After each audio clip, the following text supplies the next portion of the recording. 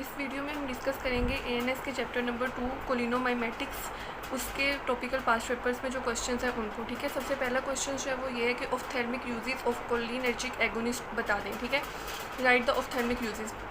उसमें सबसे पहले जो है हमारे पास पिलोकार्पाइन, कार्बाकोल और फाइसोस्ट्रिगमीन, ये 3 ड्रग्स जो हैं वो यूज़ होती हैं। किसके लिए यूज़ होती है? ग्लाउकोमा के ट्रीटमेंट में यूज़ होती हैं। ठीक है, कैसे यूज़ होती है, उसका मैकेनिज्म क्या है? सबसे पहले जब हम एडमिनिस्ट्रेशन ऑफ मस्कुलिनिक एगोनिस्ट, किसी भी हम कोलिनोमाइमेटिक को एडमिनिस्टर करते हैं तो हमारे पास क्या होता है कि कॉन्ट्रैक्शन होती है स्फिंक्टर पिपिलाई की और सिलरी मसल की। ठीक है, सिलरी मसल की कॉन्ट्रैक्शन से क्या होगा, हमारे पास एकोमोडेशन हो जाएगी और पिपल की कंस्ट्रक्शन से हमारे पास मायोसिस हो जाएगी। जब ये दोनों चीज़ें होंगी तो क्या होगा कि सिलरी एंगल पे जो मेशवर्क होता है वो ओपन हो जाएगा और एक्वस ह्यूमर का आउटफ्लो जो है वो हमारे पास इंक्रीज़ कर जाएगा। ठीक है, increase outflow of aqueous humour. 3 drugs use होती हैं, पिलोकार्पिन, कार्बाकोल और फाइसोस्ट्रिगमीन, और उनका मैकेनिज्म ऑफ एक्शन जो है वो ये है सारा हमारे पास। ठीक है, क्वेश्चन नंबर 2 जो था वो ये था कि माइस्थीनिया ग्रेविस में रोल ऑफ एड्रोफोनियम क्या है और हमारे पास कौन सी ड्रग्स जो हैं वो माइस्थीनिया ग्रेविस के ट्रीटमेंट में यूज़ होती हैं। सबसे पहले रोल ऑफ एड्रोफोनियम की बात करें तो एड्रोफोनियम जो है वो हमारे पास एक इनडायरेक्ट एक्टिंग कोलिनोमाइमेटिक है। ठीक है, ये हमारे पास डायग्नोसिस के लिए यूज़ होती है। इसका मैकेनिज्म ऑफ एक्शन क्या है कि जब हम आईवी एडमिनिस्टर करते हैं एड्रोफोनियम को तो क्या अगर तो हमारे पास माइस्थीनिया ग्रेविस की जो सिम्टम्स होती हैं लाइक फेशियल वीकनेस और टोसिस, ये रिलीव हो जाती हैं फॉर 5 to 7 मिनट्स, तो इसका मतलब है कि पेशेंट को माइस्थीनिया ग्रेविस है। ठीक है, ये एक्चुअली हमारे पास डिफ्रेंशिएट करता है माइस्थीनिया ग्रेविस को कोलिनर्जिक क्राइसिस में, कोलिनर्जिक क्राइसिस से डिफ्रेंशिएट करता है। क्यों? देखिए, अगर हमारे पास कोलिनोमाइमेटिक देने से सिम्टम रिलीव हो रही हैं, इसका मतलब ये है कि माइस्थीनिया ग्रेविस है। लेकिन अगर हमारे पास कोलिनोमाइमेटिक देने से जो सिम्टम्स जो हैं वो एग्जैजरेट कर रही है, तो इसका मतलब पेशेंट को कोलिनर्जिक क्राइसिस है। ठीक है, और ट्रीटमेंट के लिए जो ड्रग्स यूज़ होती हैं वो नियोस्टिगमीन यूज़ होती है और पाइरिडोस्टिगमीन हम यूज़ करते हैं। थर्ड क्वेश्चन ये था कि क्लासीफाई करें इनडायरेक्ट एक्टिंग कोलिनोमाइमेटिक ड्रग्स को। ठीक है, इनडायरेक्ट एक्टिंग कोलिनोमाइमेटिक ड्रग्स को क्लासीफाई करें, उसमें हमारे पास आ जाता है शॉर्ट एक्टिंग ड्रग्स, कुछ इंटरमीडिएट एक्टिंग होती है, कुछ वेरी लॉन्ग एक्टिंग ड्रग्स होती हैं।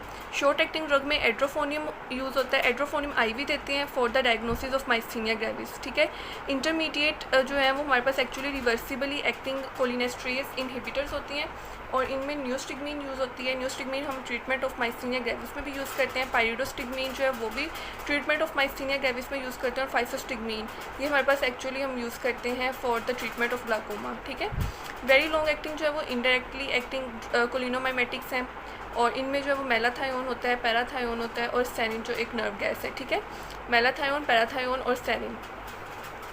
देन हमारे पास क्वेश्चन था कि एक फार्मर है और वो क्रॉप्स पे जो है वो इंसेक्टिसाइड स्प्रे कर रहा है और वो जो है फाउंड हुआ है हमारे पास अनकॉन्शियस। ठीक है, तो ये एक्चुअली जब हमारे पास आपने देख लेना है फार्मर है, ठीक है, और क्रॉप्स में इंसेक्टिसाइड कर रहा है स्प्रे और अनकॉन्शियस हो गया, तो हमारे पास मोस्ट लाइक 100% केसेस में ऑर्गेनोफॉस्फोरस पॉइजनिंग की वजह से ही होता है। ठीक है, देन था कि ऑर्गेनोफॉस्फोरस का मैकेनिज्म ऑफ एक्शन क्या होता है।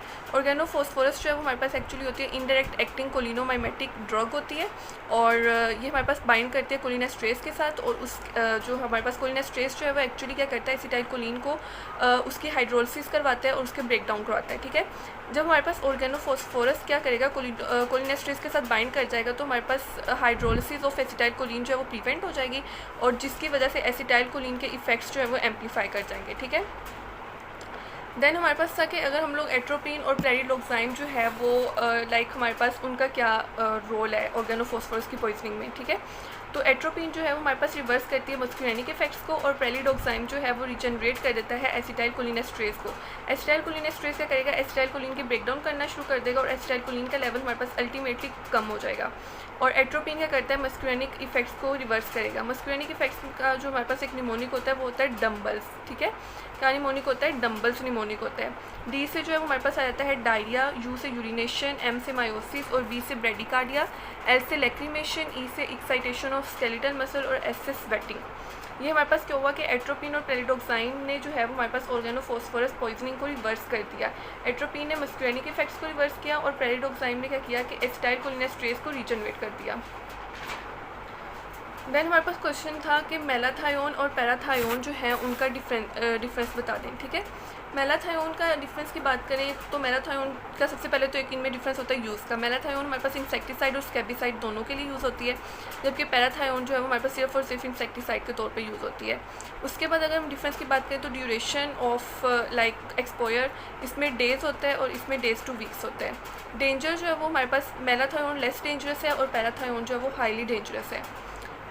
देन हमारे पास आखिरी क्वेश्चन जो है वो इस चैप्टर का वो ये था कि why neostigmine is prefer to physostigmine in myasthenia gravis. Myasthenia gravis में हम लोग न्यूस्टिग्मीन को फाइसोस्टिग्मीन पर क्यों प्रेफर करते हैं। तो आपने याद रखना है कि जो हमारे पास दो तरह के माइंड होते हैं, एक होता है क्वाटर्नरी माइंड और एक होता है टर्शियरी माइंड, ठीक है।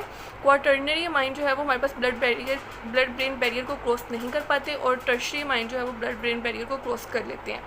अब हमारे पास क्या होता है कि जो माइस्थीनिया ग्रेविस है ना वो एक पेरिफेरल डिजीज़ है और न्यूस्टिग्मीन क्वाटर्नरी माइन है, वो ब्लड ब्रेन बैरियर को क्रॉस नहीं करेगा और वो सिर्फ पेरिफेरली एक्ट करेगा। इसका मतलब पेरिफेरी में जो है वो लाइक न्यूस्टिग्मीन का लेवल ज़्यादा होगा और वो माइस्थीनिया ग्रेविस को मोर इफेक्टिवली ट्रीट करेगा। जबकि फाइसोस्टिग्मीन जो है वो एक हमारे पास टर्शियरी अमाइन होता है और वो ब्लड ब्रेन बैरियर को क्रॉस कर लेता है।